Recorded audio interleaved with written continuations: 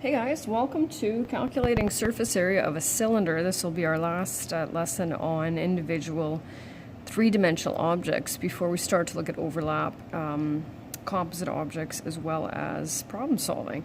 So I have a few examples of cylinders, of course. Not sure how well you'll be able to see that, but I've got, geez whiz, that's huge. Pringles container, that one is not the one I will use. Then I have that. I think a pen came in that. And then my other one that I will probably use the most, hold on a second, is this one from my shape box. So just again, to reiterate the concept of surface area, we're looking to see how many, I'm going to use this one today, so that's a square centimeter, how many of those it would take to cover the cylinder. That's the concept of what we're looking at here. And so our last formula that we'll derive, and so what we'll do is we'll put individual information like we did before on here. Oh, I also forgot we have to do nets too, so we got still a few more things to deal with. So this and this are supposed to go together, right? And so we'll put these here. So the height of the cylinder is 20, and so I'm just going to stick the 20 centimeters over here.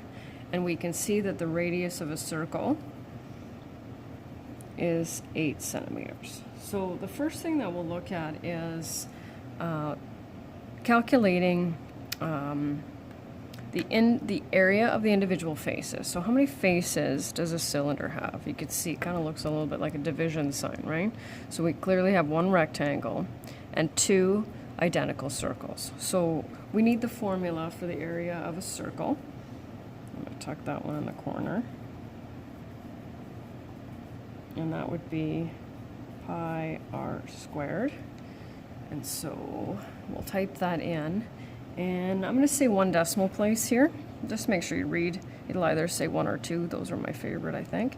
And so very, very important, though, when we calculate the area of a circle, we need to make sure we use our pi button. We don't use 3.14. Well, not that that's horrible way to do it, but using the pi button rounds it to as many decimal places as will fit on the calculator, and that gives us just a slightly more precise answer. That's what we're looking for. So you'll have to find it. Pi times r squared equals, and then we'll round it. So I get 201.1, and I'm not going to recalculate that again. What units will I use? Square centimeters. And we already know that the formula for the area of a rectangle is length times width, or base times height, so I won't bother with that. But in order to do that, we need two dimensions here, right? So we can clearly see we have the height or the width, but we don't have the base or the length. And so that's kind of something we obviously have to deal with, or it's not going to work, right? And then once we determine that, we can calculate the area of this rectangle and then add the three together. So what I want you to do, that's going to be a little bit too big. Let's try this one here. So here it is.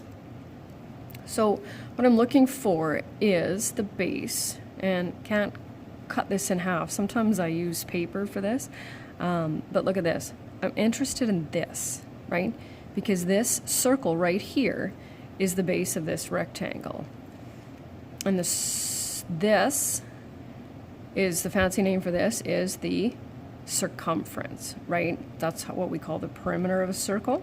Right, the distance around a circle. And so once we calculate the circumference of the circle, we have the length or the base of the rectangle. So we need that formula as well. So circumference equals 2 pi r. So 2 times pi times r gives us, and I get 50.3.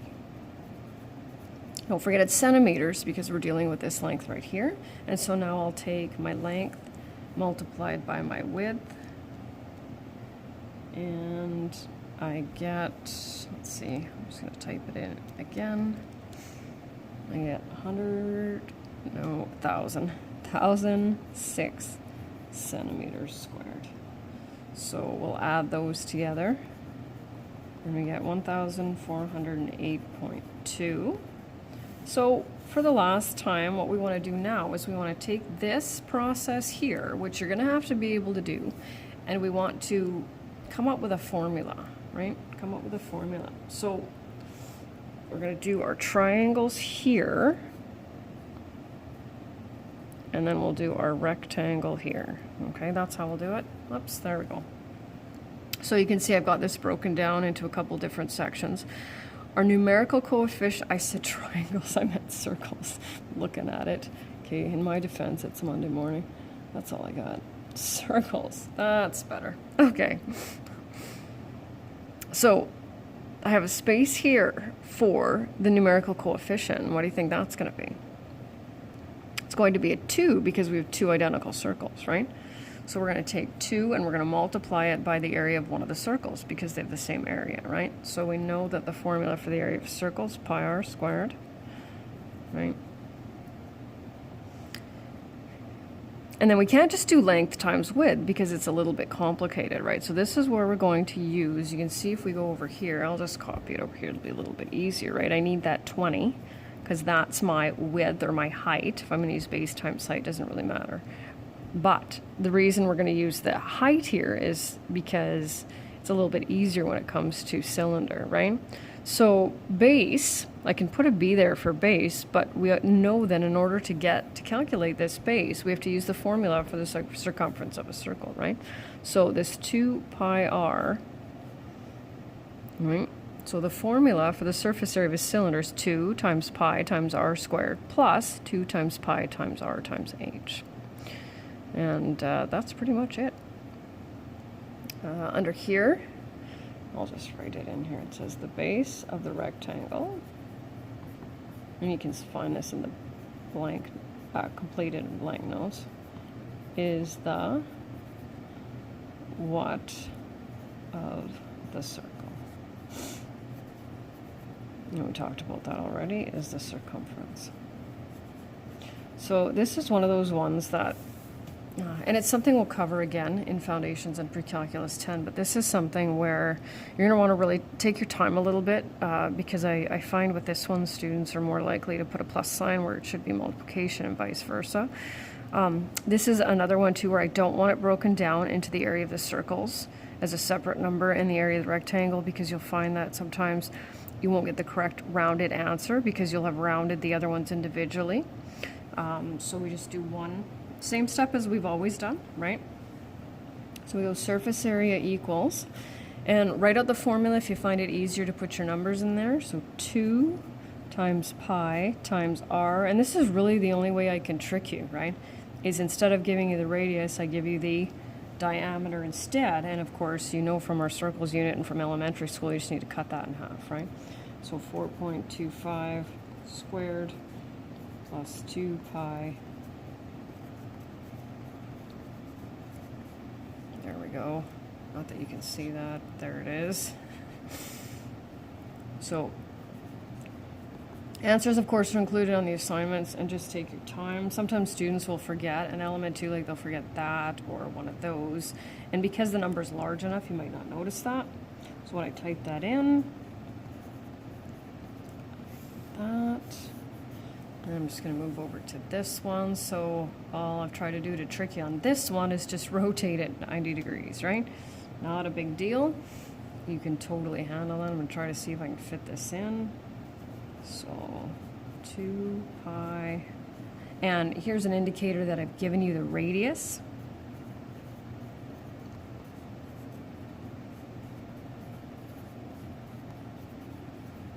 There we go.